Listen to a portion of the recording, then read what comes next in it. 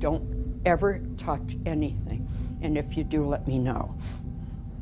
This is the worst thing in here. Remember the haunted Annabelle doll? You know, the one that they made that entire movie about because the real-life doll was possessed by a demon? Well, it's just been reported missing. Apparently, they were transporting the doll because it was on a world tour and someone accidentally misplaced it. And there's a lot of questions regarding where it is, but the most important one might be, why is a doll going on tour? Alright, Annabelle. So where do you think we're going next? Hey everyone, Ryan here. I'm at the Psychic Fest in San Antonio, Texas. Not even actually inside, I'm in the parking lot where it's about to begin. But I just wanted to show y'all the line. This is the line for standby tickets to see Annabelle. It wraps all the way over there. And this is she, the traveling exhibit. Her name is Annabelle, an old Raggedy Ann doll said to be haunted by a demonic spirit. As the story goes, a student nurse received the doll as a gift in the 1970s, and soon after, Annabelle the doll supposedly started moving on her own, appearing in different rooms and even leaving notes. Last month, Annabelle visited New Orleans, and the very next day, a well-known antebellum plantation burned to the ground. And the day after that, those 10 prisoners escaped from the New Orleans City Jail.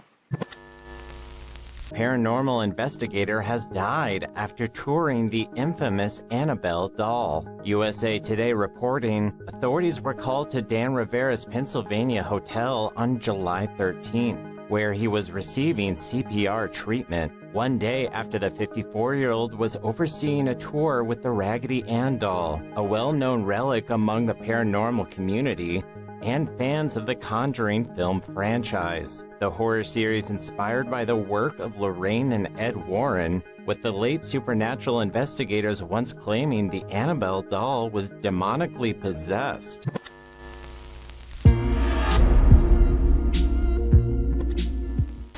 Hey guys, and welcome back. And today, well, we're going to be talking about Annabelle. Actually, it's a lot more involved than that. We're going to be talking about Annabelle, the people who allegedly might be misusing Annabelle, the people in charge of Annabelle, the New England Society for Psychic Research, or NESPR. So really quick, I want to give you a quick rundown. The New England Society for Psychic Research was founded by Ed and Lorraine Warren. Since Ed and Lorraine have passed away, pretty much everything is run by Tony and Judy Spera. Judy Spera is Lorraine Warren's daughter. Tony Spera is Judy's husband. Obviously, you guys know about Dan Rivera, who passed away. He was an investigator who was Annabelle's handler while she was on tour. He was also a part of NESPR. Well, I wanted to get the truth of what was happening. So some friends of mine put me in contact with somebody who used to be a part of NESPR. And I interviewed him. And that's what you guys are about to see. So we're just going to move this along. Roll it.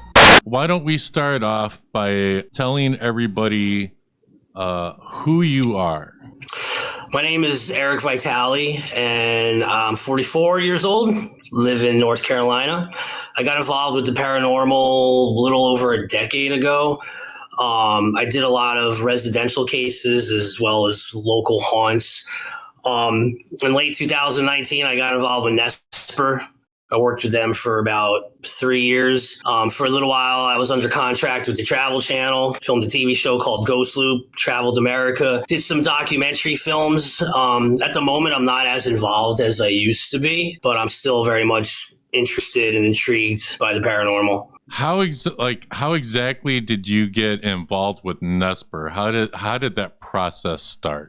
Like, who made the introduction? So I was pretty into Ed and Lorraine Warren when I was younger. I grew up in New Jersey, and I remember watching them on TV shows like Sally Jesse Raphael, and I'm a big horror movie fan, so I knew about them because of the Amityville Horror and documentaries on the History Channel. I started noticing on Facebook that there was events in Connecticut called An Evening with Annabelle, and I was really intrigued. I really wanted to go. I wanted to see some of these supposedly haunted items and meet some of these people that I've heard so much about. So I started going in 2016. It was a restaurant in Monroe, Connecticut called Roberto's, if I remember correctly. I don't think it's there anymore. And that's when I started meeting everyone.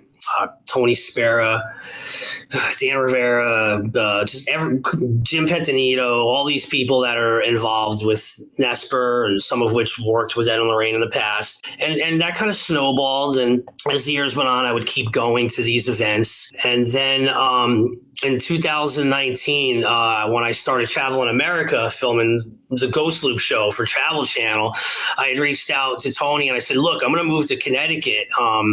When I'm done filming, I'd like to work with you guys. So he got back to me and said, sure, we'd love to have you. And then I joined NESPR fall of 2019. Mm-hmm.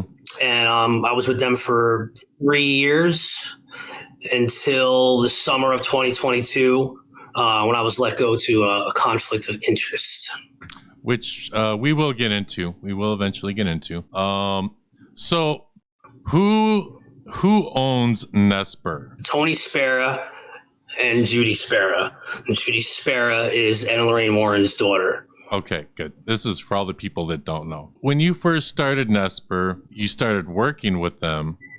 Obviously, you became familiar with how they do things. Did you start having problems with their practices, techniques, and like when did the problems start with you, basically? Like, were you with them? The problems started when they decided they wanted to do a Paracon, like this really big paranormal convention.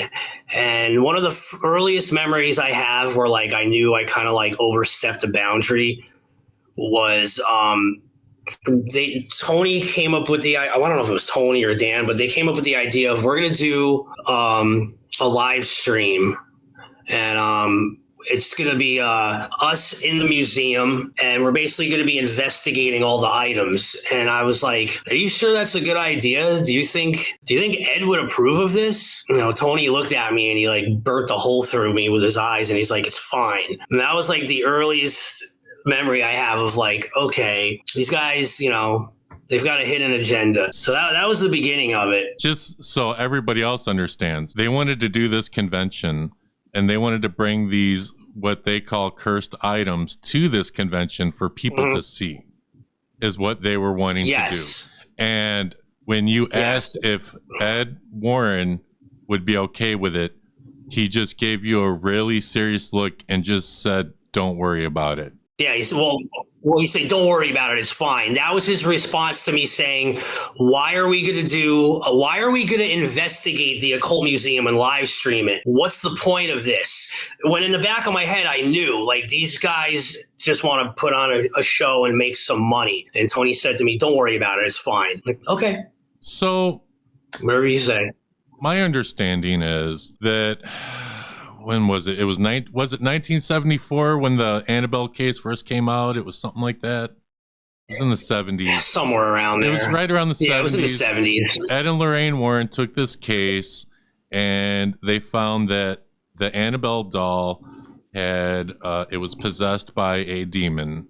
And so they took that doll, and it went into a case that said absolutely do not touch. And all of the items that are in that basement, from what I know and understand, is it's there so it's not in the general public, so that it cannot affect anyone.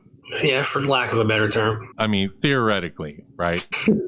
And so after Ed passes away and Lorraine passes away, all of a sudden it's okay to take these items out and tour them like tour Annabelle like she's Taylor Swift.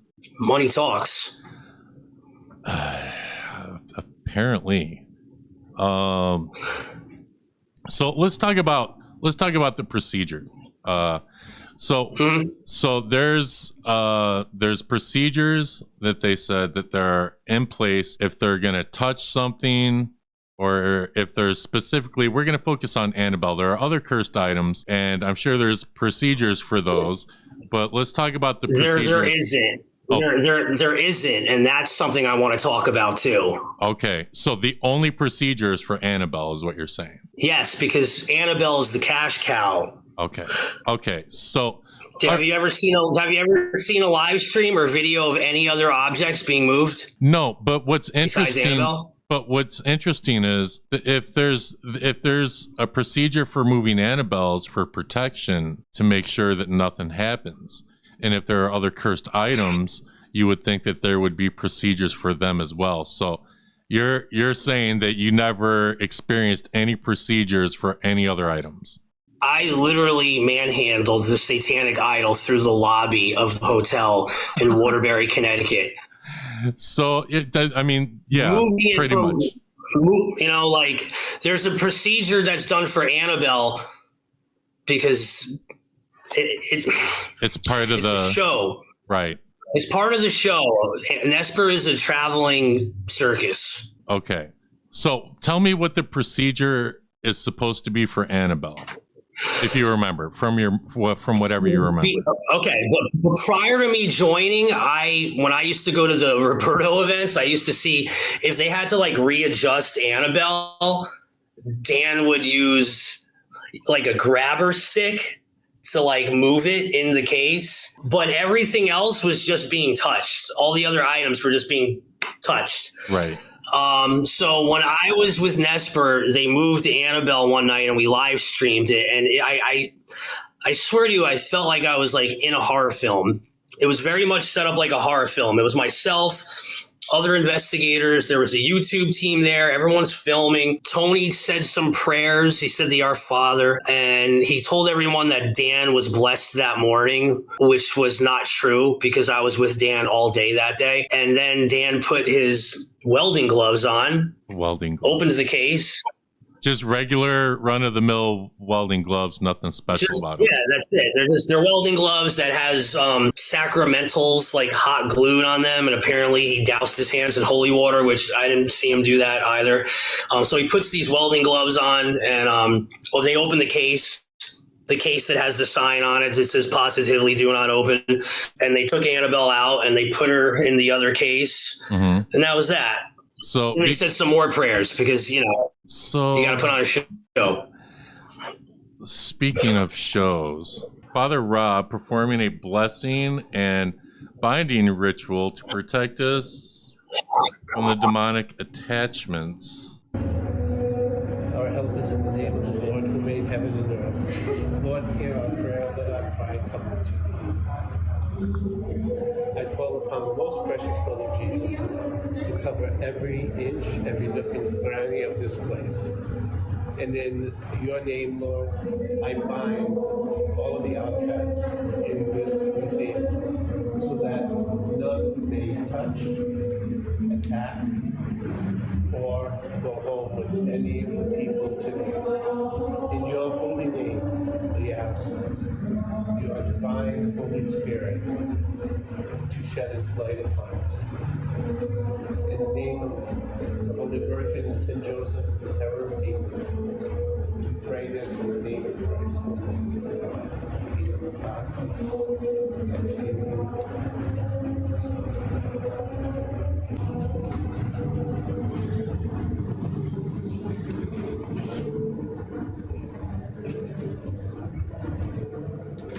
All right. Good. Yeah. Interesting. That's Ryan Buell. Yeah, this was just like a few weeks ago. Yeah.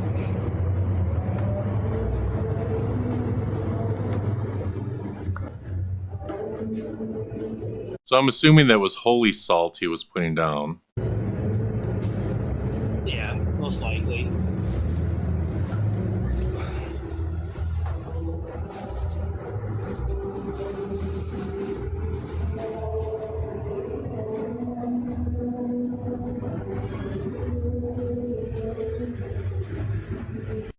My question is this: did you experience anything like that? Just what I just told you in the museum.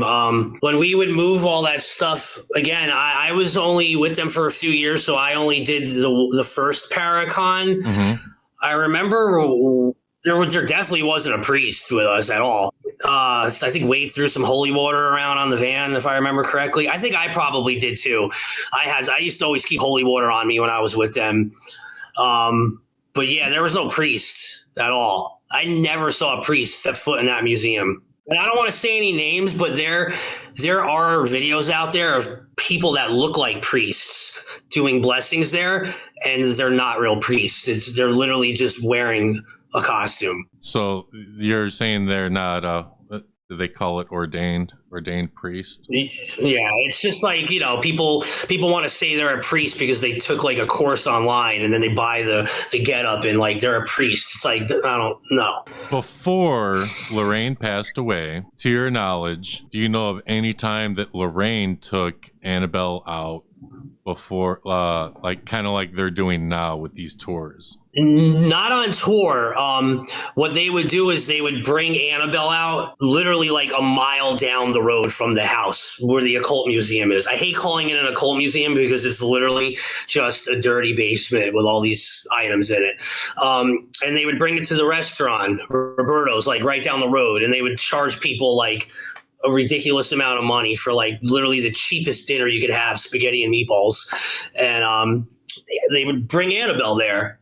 And they would unveil her at the end of the night, and everyone would take selfies and have a grand old time. And Tony Spera would get drunk as a skunk and sing show tunes. But it just, you would think that if an item is cursed, that you wouldn't bring it anywhere around a large group of people, much less people who are drinking or under the influence. They claim it's to educate, but I mean, they're just making money, man. They're just making money. That's it. That's why I keep saying it's a traveling circus. Like, they're making money. They're making a lot of money. They made like $75,000 in Gettysburg. We pretty much know how you feel about cursed items going on tour. If an item is cursed, it really shouldn't be going on tour anywhere. In your opinion, are the items in the museum really cursed? Do you believe that those items are cursed? I never had any experiences at all in that museum. Never heard any whispers. I think Annabelle is a doll that Ed and Lorraine took from two women that were terrified by things that they may have thought were happening. Again, these women never came out and spoke about it. It's at this point, Annabelle is just a paranormal relic. She's like a rock star. Everybody wants to see Annabelle. I don't think that doll is haunted, in my opinion. And I know that a lot of the things in there were bought at tag sales because they looked spooky. And Ed and Lorraine just brought them to their basement and sat them on a shelf and told people they were haunted and made up stories. So you think that they went and bought items? Did anybody ever say that that's what they did? Oh yeah, I know for a fact that they did that because I've spoken to people that have said Ed and Lorraine like bought stuff from my tag sale and brought it back to the museum. And most of the stuff in there is like cheap Halloween decorations. Okay. And so when you said you picked up other cursed items and nothing has ever happened. No. So there's an item in there called the satanic idol. And if I remember the story correctly, apparently this thing was found in Sandy Hook Woods in Connecticut. And it was built by like some, I don't know, like a warlock or something, whatever story Ed made up. And somebody found it and they called Ed. Ed went and picked it up. He brought it back to the museum. And the story goes, apparently this item, I don't know how this happened. I don't know what I believe. Lorraine Warren was thrown into the woods. There's like surrounding woods in the backyard. Mm-hmm. So the story that I heard was this item threw Lorraine into the woods. And she was like in a coma for 2 days.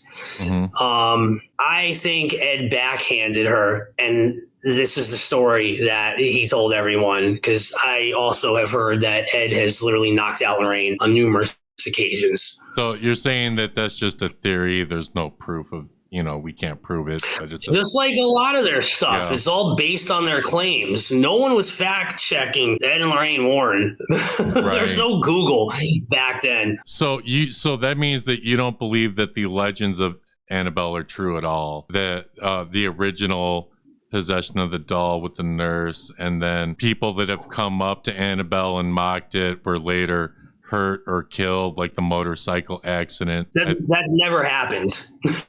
So there's no proof of that accident. My friend Stevie, who does Truth or Demons podcast, she did a really good deep dive. She did incredible research. That didn't happen. That is a story that Ed made up, and then Dan Rivera wanted to bring himself into the Warren legacy by saying he witnessed that accident, which he didn't. He claimed to have seen this accident. He had this whole story. None of it's true. Does that mean, since you think these items are fake, and do you think that Lorraine Warren was actually psychic then?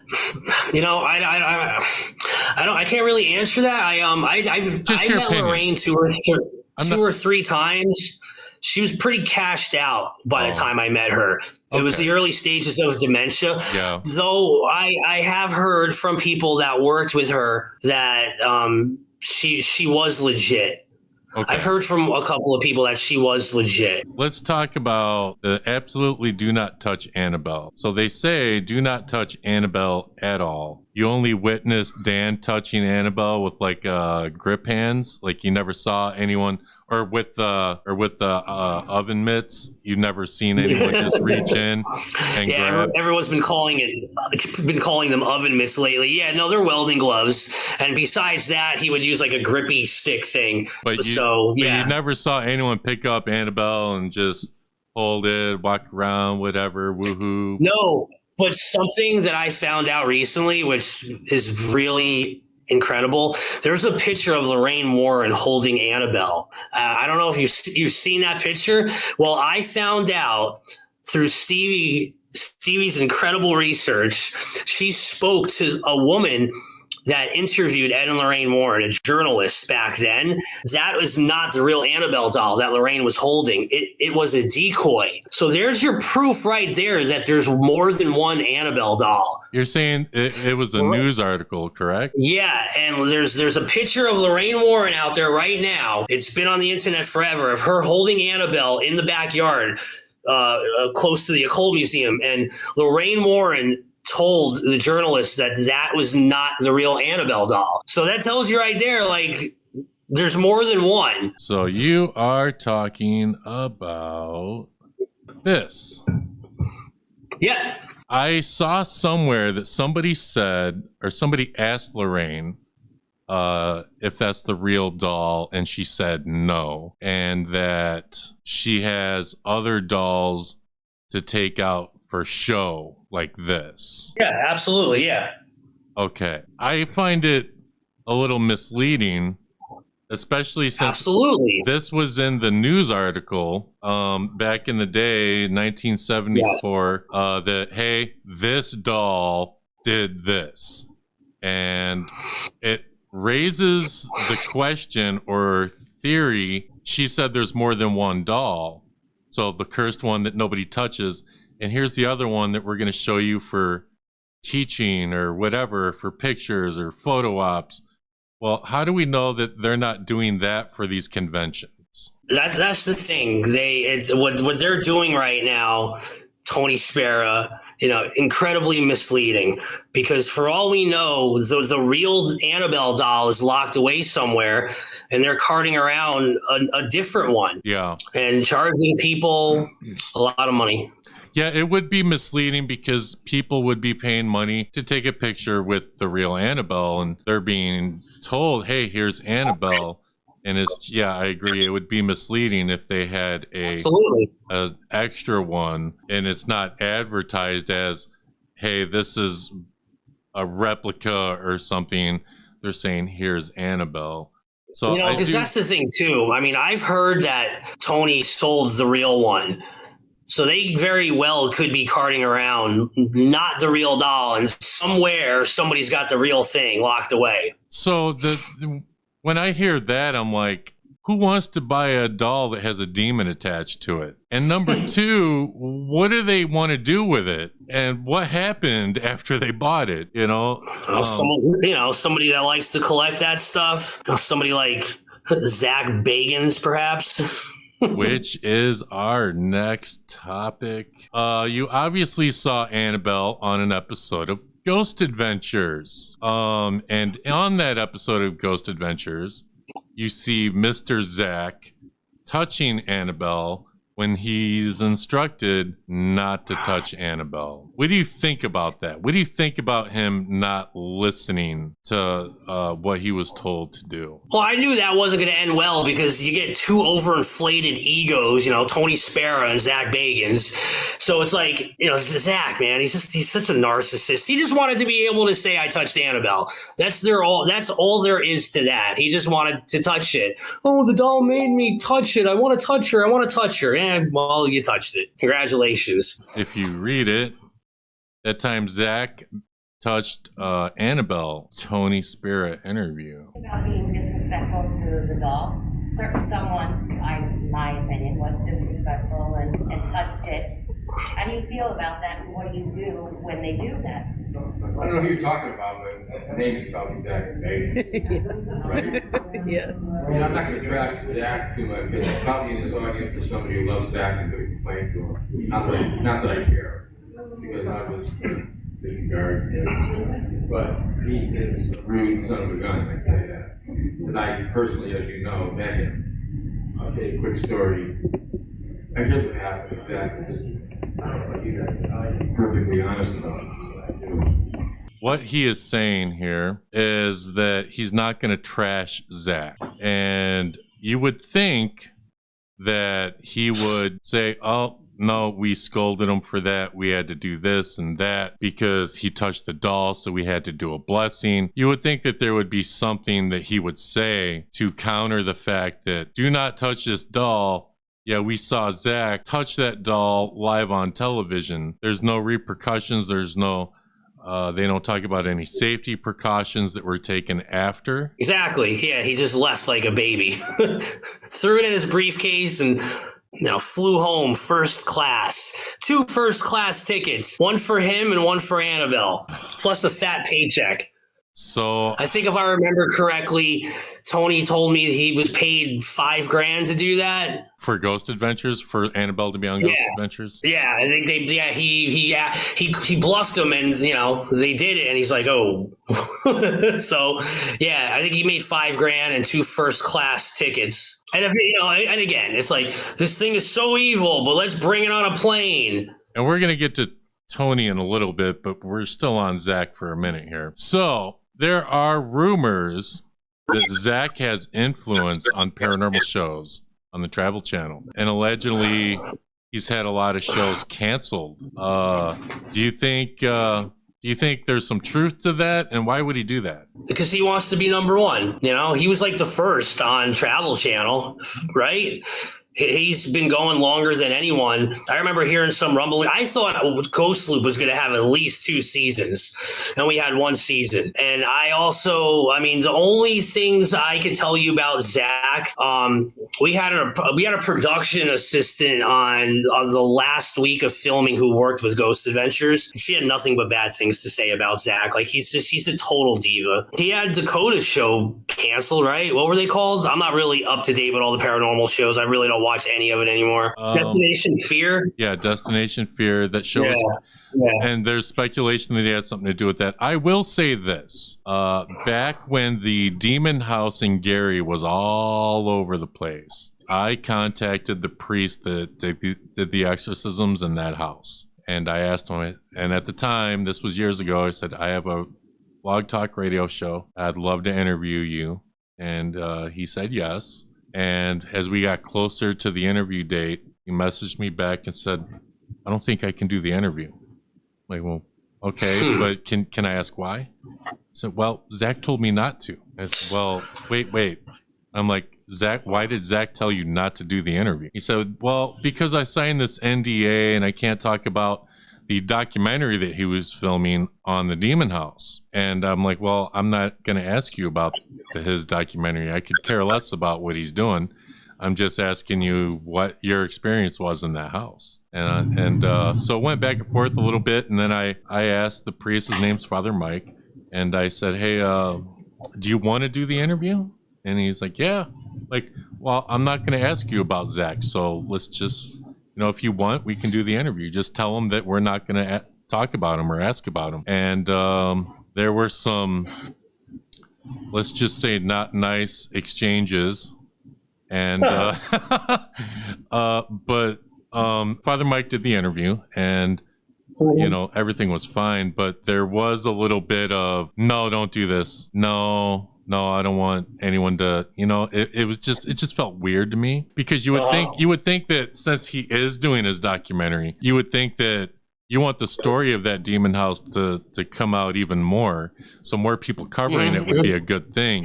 Instead, all I got was, no, don't do it. And, you know, yeah, and other stuff. Yeah. So it's, well, I mean, it's got to, you know, it's all about Zach. He's got to have his hands in everything, you know. He's Mr. Paranormal. So yeah, this is true. Big ego on that guy. Obviously, you've seen episodes of Ghost Adventures. Do you think that, in your opinion, because you don't know one way or another, in your opinion, do you think that he's ever faked any evidence on the show? Absolutely. 100%. I mean, it's been proven that he's faked stuff. I mean, remember there was like remember he did like a live episode or something on Halloween, and something happened with a priest that was there, and he's like, oh, I'm sorry, but I know this doesn't fit your script. And yeah, Zach didn't like that very much. And that first documentary that they did before they even had a show with the brick being thrown, that was fake. Yeah, people did call that out. Didn't someone come forward that was on set or there that day that it was fake? Yeah, I've seen that on YouTube. I forget the names of all these people, but yeah. Since I cannot confirm, I will say allegedly, but I think. Yeah. Allegedly, that was fake. So, of course, after Dan passes away, this article comes out, and Zach basically talks about is speaking out after the passing of fellow paranormal investigator Dan Rivera, who was traveling with the supposedly haunted Annabelle doll, supposedly is right, at the time of his death. Yeah, right here. I did have the opportunity to investigate Annabelle when the owner brought her to my museum. 2017, Bagans told US Weekly in an interview published July 16th. I got very affected. Of course you did. So basically... oh, yeah. Never heard anything about him being in a hospital for 2 months. So here's what's interesting about this is Ryan Buell posted, shame on you for implying that this doll did anything, and, you know, and it's disrespectful to Dan because he passed away. How dare you say that the doll did this? And then we have Zach saying, oh yeah, I had experiences with Annabelle. Like, and he says that right after Dan passes away. So of course it's Zach making it about him. That's basically what I wanted to show everybody. Of course. Kind of tells you. I'm not surprised. It kind of tells you what his motives might be. All right, so you know who Mark and Debbie Constantino are. Yeah, I remember them. EVP specialists. They were on Ghost Adventures. They were on some other shows. I knew them. I interviewed them on my radio show. And of course, they were working on the Demon House. Well, they never actually went there. Zach sent them the audio to review for EVPs. And it wasn't that long after. It was all over the news that Mark had killed Debbie's roommate, murdered her, and kidnapped her, and took her life, and then took his life. And of course, in Zach's documentary, implies, did the demon have something to do with this? Of course he did. It's going to help, you know, sell his show, man. But what people don't know, the people that were closest to Mark and Debbie, and you can actually look it up on the internet, that they had a very toxic and abusive marriage. They were both in and out. They were both in and out of jail for assault. And so logically, if there's prior history before they got anything, any type of audio from that demon house, you would think, well, Mark became unhinged because of its unhealthy, you know, their unhealthy marriage, and took Debbie's life and took his own life. It had nothing to do with that demon. But Zach implies that. So my question to you is this: because of Zach's statement after Dan passes away, and he talks about his own experiences with Annabelle, not my condolences or anything like that. It's hey, here are my experiences with Annabelle, implying that Annabelle did something to Dan. Like, he was the first one to do it. So my question is, do you think people like Zach will use Dan's passing as like another urban legend for Annabelle? Yeah, absolutely. Absolutely. Absolutely, man. All right. So obviously, Annabelle has been going through social media since Annabelle's been on her like Taylor Swift type tour. You know, she was in Louisiana and then that plantation burned down. And then Dan Rivera, who you know, passed away while Annabelle was on tour. And of course, the internet is doing what the internet does, and Zach implying, you know, his own experiences with Annabelle, just kind of applying that maybe something like that happened with Dan. Do you think that this Annabelle doll had anything to do with Dan's passing? No. Not at all. Not at all. I haven't seen or spoken to Dan in 3 years now. He was a heavy smoker, so he's probably in some poor health at this point. They've been going on the road a lot. Probably wasn't eating that great. I don't know what happened. You know, we're gonna have to wait and see. It's gonna be a few weeks, but it's certainly not the doll that everyone wants to think it's Annabelle. And it's again because of a couple theories, because we can't prove that there's more than one Annabelle, even though someone said that Lorraine Warren did say that there is more than one Annabelle. Mm-hmm. If it's not the real Annabelle, then obviously, I think either way, a friend of mine told me on a live stream, the scientific reason will probably be something like cardiac arrest. And that's what I think that's what it's going to be. But of course, people are going to spin their narratives. Mm-hmm. So what was your relationship with Dan Rivera? What was your relationship with him like? When I first met Dan, I thought he was a nice guy.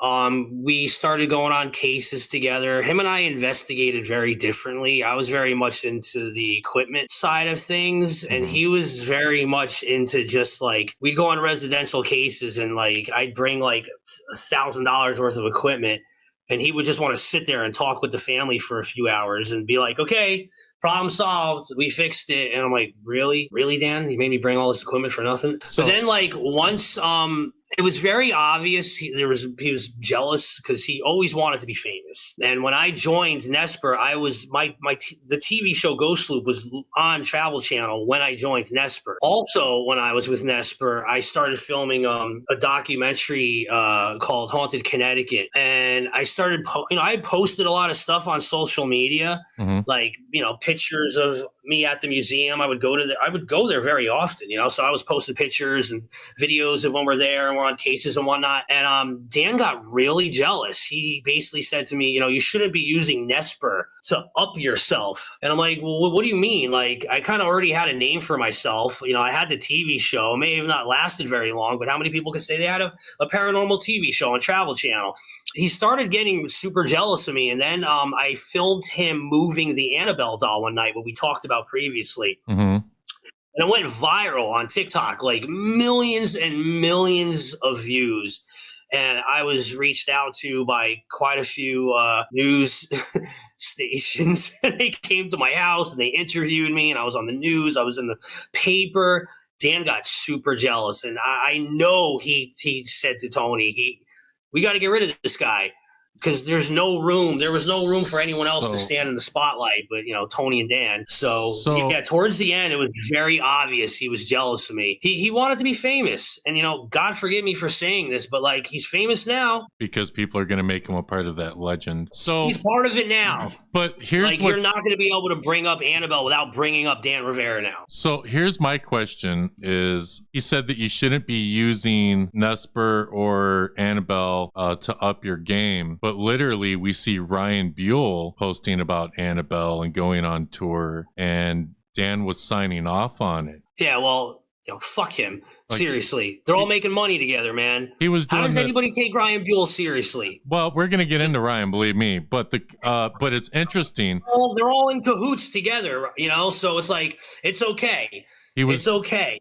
He was doing the same thing. Exactly. He's doing the same thing that you're doing, but it was a problem. Maybe it's because he's got a bit, he had maybe a bigger following than me. You know, I had a TV show for 1 season. Yeah. You know, Ryan Buell was on Paranormal State for 7 seasons, and he actually, investigated with Lorraine Warren for a little while. You know, I had a TV show for a season.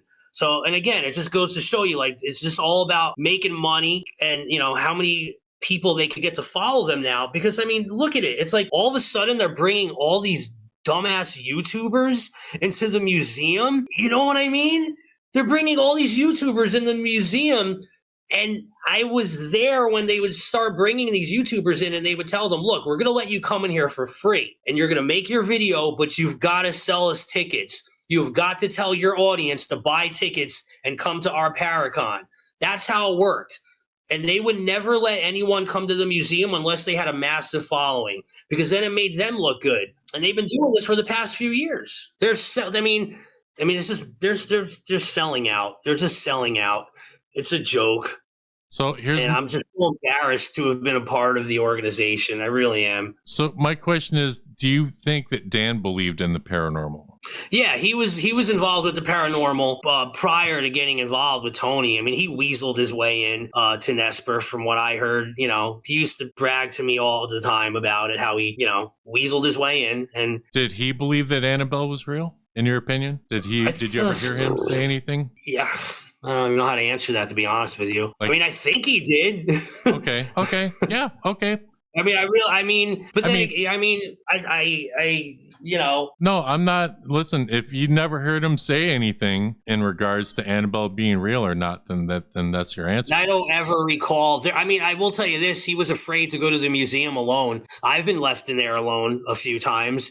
He, if he had to go there for something, he'd always say, listen, I got to go there. Could you come with me? He never wanted to go there alone. I mean, to be honest with you, even if I thought all the items were fake, I wouldn't want to go there alone. And I was a paranormal investigator for several years too. So I don't blame Dan for that. That's for sure. So then you never really saw Dan mishandle Annabelle. Like he just kind of did what he was told then. Yeah, but again, the only item that had the whole thing go on around it was Annabelle. Right. Nothing else had to, there was no holy water for anything else or welding gloves to touch it. It was just for Annabelle. So because Annabelle's the cash cow. Annabelle is, yes. There's not movies about the satanic idol or the conjuring mirror or the shadow doll. It's Annabelle. Traveling circus, man. Got to sell those tickets. Got to make that money. So what do you think about the Annabelle tour continuing even though Dan passed away? I think it says a lot about Tony. I think he's a greedy bastard. And the fact that, I don't know for sure, but his family had to start a GoFundMe. Mm-hmm. Tony should be paying for everything. I wouldn't know anything about, you would think that, I don't know if NESPR had insurance. Do they have insurance? Is there? I wasn't part of that whole, I was not part of TDC. Right. That's Tony, Dan, and Chris. That's their business. I helped out. I helped move items and set up for events here and there and, bring stuff to the Conjuring house and, shit like that. But I'm sure they did. But yeah, well, I would hope that, in case someone was hurt or something or worse, that insurance would cover it. So it is a little odd that there is a GoFundMe for that. You would think that it would be covered, unless it doesn't cover it right away and the funds are needed right away. Then I could see something like that maybe. I don't know exactly how all that works. I guess that brings us to Mr. Tony Spera. Just to refresh everyone's memory, who is Tony Spera and what was your relationship to him? Tony Spera is Judy Spera's husband, and I met Tony when I first started coming to Connecticut. And I kind of thought he was a cool guy. I looked up to him. I was just as interested in getting to know him and having conversations with him as I was everyone else in NESPR. Mm-hmm. And I got to know him pretty well. I was friends with all these people, man. They were all at my wedding. We used to hang out together. We went on investigations together. We sat around the fire pit and drank beer together. We were friends. Mm-hmm. And then they just let me go because there wasn't enough room in the limelight for Eric. So let me ask you this. Tony's married to Lorraine Warren's daughter. Correct. Okay, so does Tony believe in the paranormal? No. Did you actually hear? I know Tony. I know for a fact Tony does not believe in the paranormal. Like he actually said those words. I don't believe. Tony Spera has said this after quite a few drinks. Okay. Tony Spera is running bullshit central. Yeah, when you have a few drinks, then you get some loose lips. That's what they say. So I mean that's it, man. The guy, he used to interview Ed and Lorraine Warren back in the day on the local cable access show, Seekers of the Supernatural. He was the moderator. Ed and Lorraine were hosts alongside him. He never went on any cases back in the day. Mm-hmm. He's just, you know, he's making the money, man. He's another one. He wanted to be famous. So technically, when Lorraine passed, everything went to her daughter. I believe so, because I mean, right now, Tony and Judy own everything. Right. Okay. And from what I understand, Lorraine and her daughter didn't have the greatest relationship. I don't really know much about it. I mean, from what my wife and I used to go to the house a lot for get-togethers, barbecues, 4th of July, Thanksgiving. We were all super close. And Judy had mentioned a few times that she had no good memories with her parents. Her parents gave her away after she was born, so they could just go out and do their ghost hunting. Judy was raised by her grandmother. Okay, so all right, you would think that at some point that there would have been some kind of contact, or maybe, you know, for all we know, maybe there was, but she herself said she wasn't really close with her mother. All right. Well, she told me straight up, my grandmother raised me. I can kind of understand because I'm not close with my father. It was my grandparents and my mother who raised me. I don't even really recognize my father. But it's just kind of weird. You would think maybe she would just sell the estate or the rights or whatever if she wanted nothing to do with Part of me feels like she's letting her husband do this as a way to like get back at her parents. This is my opinion, but I've thought that for years. I mean, you never know. You'd have to hear it from her, and I doubt she's gonna, you know, and I'm not trying to pry too much. Do you think it hurts the credibility of NESPR taking Annabelle on tour after Dan's passing? Do you think it hurts credibility? Do you think people are going to be asking, like, why are you still doing this? Because people think that Annabelle has something to do with it. I mean, I'm sure of it, but I mean, like, what credibility do they even have now? You know? And I mean, the people that are going to all this, you know, they want to go and get a selfie, and all these people are drunk on the Kool-Aid, man. You know, everyone's drunk on the NESPR Kool-Aid. They'll learn sooner or later. Paranormal State star Ryan Buell diagnosed with pancreatic cancer. Well, I mean, I remember when he posted about this. Yeah, I'm sure you remember when he posted about this, right? Mm-hmm. Paranormal investigator Ryan Buell, the star of A&E Paranormal State, is being diagnosed with pancreatic cancer. 30-year-old founder of Paranormal Research Society has been opening up about his struggles with the disease on his Facebook. Which, you know, he goes, thank you for all your support.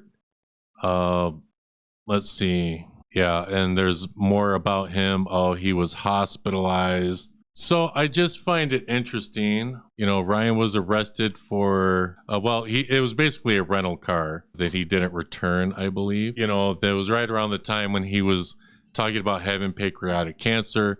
And his mother did come out and say, no, that's not true. She knows the real story. If he is misleading information that he has cancer, the question is, what else is he being misleading about? Buell, who says he had pancreatic cancer, all right. Buell had started a tour called Conversations with the Dead tour. Tickets were sold to shows in cities across the US and Canada, but the shows got postponed and then canceled, and the fans were left with no answers and looking for refunds. Fans were out hundreds of dollars and wanted their money back. Many of them never got a dime back. Some were able to get refunds through disputing the charges with their credit card company. Good for them. In 2014, Chip Psychic Medium Chip Coffee, who has been on Paranormal State, a longtime friend of Buell, was scheduled to be on the tour with Buell. He said thousands of dollars were at stake at the time. Coffee told me Buell and his team were in charge of all the details for the tour, but nothing was booked despite tickets being sold to the show, which means tickets were being sold to shows that just weren't booked. Let's see. I know that the last accounting I had, with in regards to ticket sales at conventions, it was in excess of $80,000. Coffee said 80 grand. Wow. 2014 was not the first time Buell canceled shows. In 2012, he canceled show claiming he was fighting his pancreatic cancer. In late 2013, Buell told People magazine he was close to remission and ready for tour again. And he started selling tickets again. And none of those shows ever happened. And now all of a sudden he's with NESPR. Let's see, that Buell took money for events, and then they say Buell either didn't show or the events were canceled. And now here we are. Here's the statement. Now Buell's mother is speaking out publicly. Buell's mother writes to Buell's fans, please stop enabling his situation by sending money, buying tickets to events that may never occur, buying merchandise, phone calls you may never get, paying money to watch him on Twitch, and giving him offers of shelter. I'm pleading with you out of love for my son that I'm frightened by what his situation has become. All right, so what do you think about Ryan Buell's mother saying that no, he doesn't have cancer, don't sign up for these events that are likely not going to happen? Like, I mean, good on her. I wish all his fans would pay attention to that statement. Right. You know, I really don't have anything nice to say about him after claiming to have cancer, taking people's money, not paying them back, and now he's, you know, milking the cow with Tony. It's like, I really don't have anything nice to say about Ryan Buell. Which later I think he came out and said, oh, it was a drug addiction and this and that. But, you know, so that means that he pay the people back. So that means he lied, allegedly. That means he lied. And so that hurts his credibility, in my opinion. So somebody who has sold tickets to events that were canceled, that's, you know, a lot of people didn't get their money back, is now on this Annabelle tour. Is that surprising to you at all? No. Nothing surprises me anymore in the paranormal field, man. It's why I've taken quite a few steps back. Really, I just don't want to be involved with anyone. I mean, it's embarrassing. It's very embarrassing. It is. Everyone is just out there outdoing each other, and the whole thing about para-unity, that's bullshit. Yeah, I remember. People just want to be famous, man. It's all about how many followers you have. I'm still very much interested in the paranormal. I still believe in the paranormal. I don't believe in everything that I used to. Like, everything is like demonic, and it's like, no, it's not. I've had a lot of experiences throughout the years that I can't explain, but I'm just like not as invested as I used to be. Like, there was a time where I was 24/7 paranormal, researching cases, going on investigations, up to date with all the equipment, and that's just like, I'm so far removed from it now. It's like, so I guess that answers the question. Is actually, we didn't even talk about this. So what happened on why you left NESPR? Oh, that was it. Yeah, they just basically said I was questioning everything, and they were very jealous of me getting all the hoopla. You know, like, right. Dan moved the doll. Well, the footage I filmed went viral. Dan didn't like that very much, and I know Dan said something to Tony, because like all of a sudden it was like I didn't hear from these guys for like a month. I'm like, something's up. So did they ask? And I will say this: they got mad because I went on a case without telling Tony, and Tony didn't like that either. It's like, dude, really? So, like, come on now. So were you asked to leave, or did you just say I'm out? No, they told me, like, you know, this isn't working out. Like, you need to go. You're not listening to us. Okay. You're not abiding by our rules. You know, you know, it doesn't work like this. You know, I'm very outspoken. You know, I'm a hot-blooded Italian. Yeah. You know, and so is Tony. So, you know, we butt heads. But again, you know, a blessing in disguise, man. It really is. So how is? But yeah. How has all this affected you since then? I mean, you said you haven't really done much in the field. How much has this affected friendships that you've had? Oh, I mean, after they let me go, you know, and they said what they said to me, I was like, okay, if we were really like friends, like you say we could still be friends. I'm like, no, we can't. Because if we were really friends, you wouldn't be letting me go right now because of me posting pictures. Oh, you post too much. You're posting too many pictures of you at the museum. And like, so what? Like, I'm part of the team. Did you forget how many tickets I helped sell for your Paracon? Because I was like really big on TikTok for a little while, and then I left. I just like had enough of TikTok. But yeah, I just like it was very upsetting. It was very upsetting. They let me go. I was super upset for a while, and then I just was angry for quite some time. I'm like, these fucking assholes, like every single one of you, or Tony Spera, Dan Rivera, Chris Galorn, Wade Kirby, they were all at my wedding. And then they're just like, you're out of here. Right. So I unfriended everyone on Facebook. I blocked them all because the way I look at it is that's a form of self-care. You're going to do this to me. Well, I'm going to silence you and I'm not going to give you the opportunity to try and leak your toxicity into my life anymore. And they've tried reaching out to me. They tried showing up at a Paracon that I was at to try and get me to stop, doing what I'm doing on social media. I was not at Paracon because I was taking care of my wife. This was after she had surgery on her knee. Tony called me trying to threaten me when I was in the hospital with my wife. There's no reasoning with these guys. And I just, I want nothing to do with them. You said they were trying to stop you from doing what you were doing on the internet. So what exactly was that? Like Dan just didn't like the fact that pretty much I was posting pictures when I was at the museum, whatever, a selfie next to Annabelle or pictures. I would take pictures in the museum or we'd be on cases together. And I was, posting stuff on Facebook and Instagram. And it's like, what's the big deal? Everyone else does it. And that's literally what Ryan Buell is doing right now. He's doing like exactly what I was doing when I was part of NESPR. They don't seem to have a problem with that. Again, he's got a huge following. Yeah. People are paying to come to this event to see the doll and to meet people like Ryan. So, it is what it is, man. If there's anything that you could say to these people right now, if they were watching or if they were in front of you right now, what would you say to them?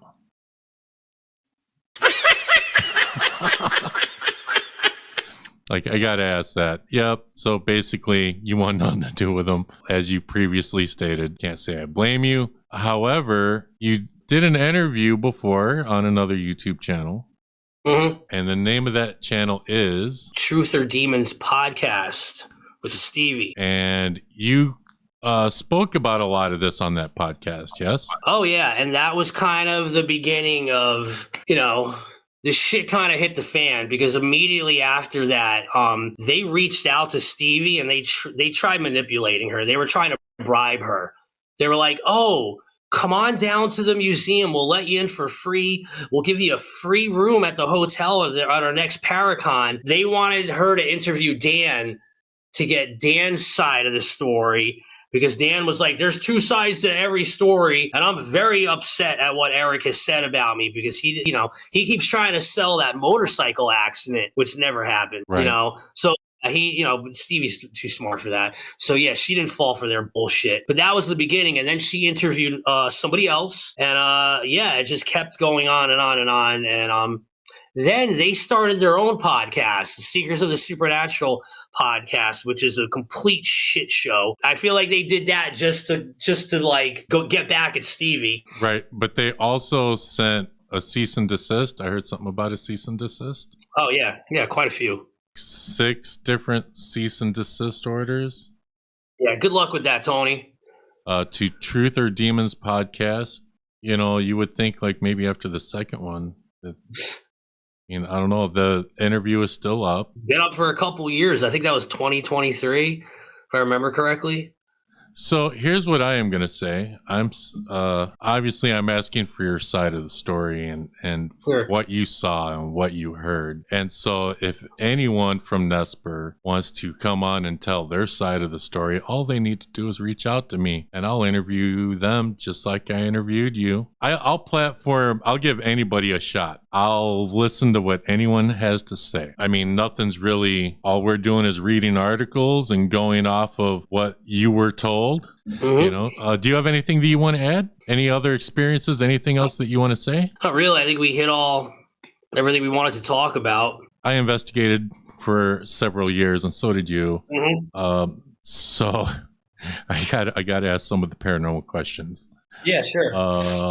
Because we talked before, and you talked about some paranormal equipment that you used and some that you don't really trust. So what piece of equipment did you use that you don't really trust as paranormal equipment? I was really big into ITC research, intertransmetal communication. So I really enjoyed using the SB7. I was just really into spirit boxes. And I really enjoyed using, remember the old Shack hack? I think it was the 12587. Do you remember? Yeah, I loved that. In fact, I really enjoyed using that one more than the SB7. But I don't know, man. It was always in the back of my head, like, okay, we're scanning, radio frequencies, but then, you got to be open to the possibility of maybe spirits are like manipulating the white noise. So I don't know, man. I mean, I used to love using that stuff, and I used to get like voices coming through that would say things that would be pretty good, validation for the places I would be investigating. But then, you think about it and it's like, is this all in my head? You know what I mean? Like could it be a coincidences? Are you hearing what you want to hear type thing? Yeah. And I never trusted like apps. I think all the apps are just bullshit. But that was my main thing. I really enjoyed using the spirit boxes and hooking them into the portal, basically a guitar amplifier with like, reverb and like stuff like that. And, I used tons of different EMF meters, K2s, millimeters, and all that stuff, REM pods. I don't know how I feel about SLSs. I mean, right. So if you could choose one piece of equipment that you would trust that, hey, you caught something, I think this is evidence. What piece of equipment would that be? If you could pick one. Just a regular old digital recorder. That's it. For EVPs. That's it. Yes. Okay. All right. Which is really all I do now. I've gone on a couple of cases since I moved to North Carolina, and that's all I'll use is just a digital recorder. I am not lugging out 12 cases of equipment. I'm going to bring a digital recorder. That's it. So, all right, now I got to ask this. I ask everybody this question. Do you believe in aliens? I mean, I definitely think there's other life forms out there. I've never seen one. Right. Have you ever seen one? I've seen weird stuff in the sky. Me too. Like some pretty crazy stuff. Like I saw a light or something that flew over and hovered because I live on a farm, and it hovered like over the barn, and I was like in between the two barns, and I'm like, what the hell's that? And it didn't sound like a helicopter, and then it was gone. But what was it? I don't know.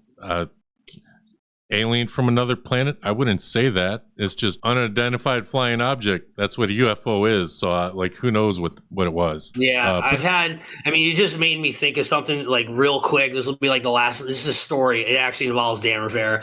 We were at the Hinsdale house in upstate New York. It was Dan Rivera, myself, Chris Galoran, I think Wade was with us. And we were sitting in the backyard. It was the middle of the night, just staring at the sky. And I swear we stared at what we thought was a UFO for like 2 hours, just like slowly moving in the sky while we sat around a campfire. So obviously Dan passing away was probably a shock to a lot of people. I just want to briefly cover it. So when you first found out that he passed away, like what were your first thoughts? Like before I thought it was a prank.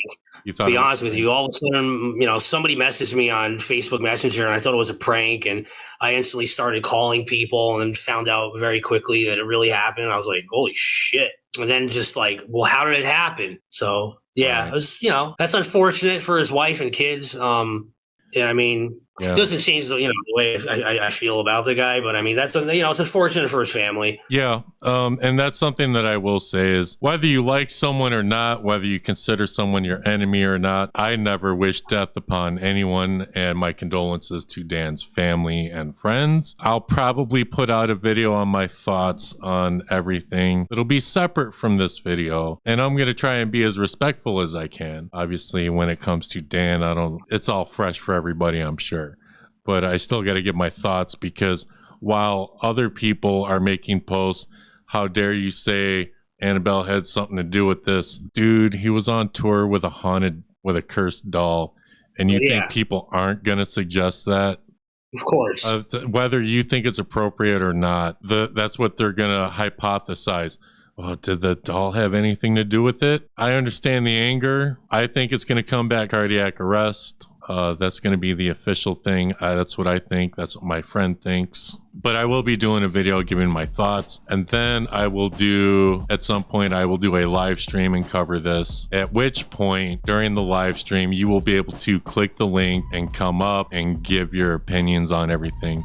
If Tony or anyone or Ryan or anyone wants to click that link during my live stream and give their opinions or anything. And of course, Eric, you are welcome during that live stream, to come up. It'll probably be towards the end of the stream. I'll let you know. And I'll make a public post about it before it happens. I really appreciate it. And obviously not going to reveal my sources as to how I got in contact with you, but thank you to those people. And because they're watching, I appreciate you guys. To my friend Henry Resilient, who might be covering part of this on his live stream.